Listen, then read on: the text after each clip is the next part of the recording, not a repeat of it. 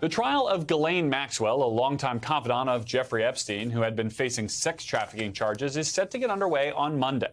The case against Maxwell is expected to focus specifically on allegations she helped Epstein recruit and abuse 4 underage girls in the 1990s. Maxwell faces 8 criminal counts and has pleaded not guilty to the charges. Let's bring in NBC News legal analyst Danny Cevallos now. So, Danny, walk us through the arguments we can expect to hear from both sides next week.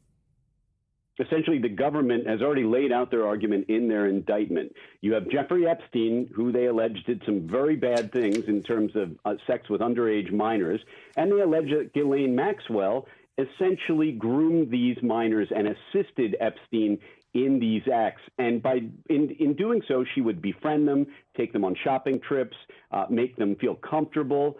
Now, on the other side, look for the defense to argue that how can just talking to people about their lives, making them feel comfortable, how can that be grooming? We know that's going to be their argument because they've tried to introduce an expert in that exact field to say that, look, there really isn't such a thing as grooming. Grooming could be anything. Grooming could be talking to somebody on the phone. And so don't hold Ghislaine Maxwell liable for what Jeffrey Epstein obviously did. He's not here to punish anymore. That is going to be a central theme of the defense. Blame the person who's no longer here. Blame the empty chair, not our client. Danny, so a narrow set of legal circumstances here, at least compared to the breadth of issues related to Jeffrey Epstein. What's your expectation for how long this trial might last? The challenge, especially in federal court these days, and I run into it with my own cases, is in a post-COVID world, how do you get the jury in? How do you conduct the proceedings safely? Things that normally took a few minutes now will take longer because of COVID protocols.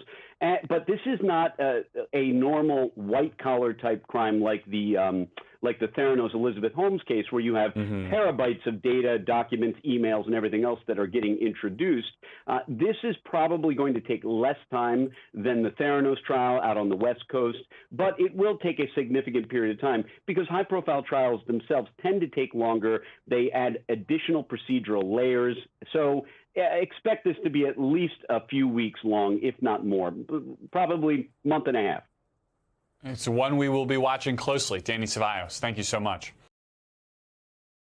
Thanks for watching our YouTube channel. Follow today's top stories and breaking news by downloading the NBC News app.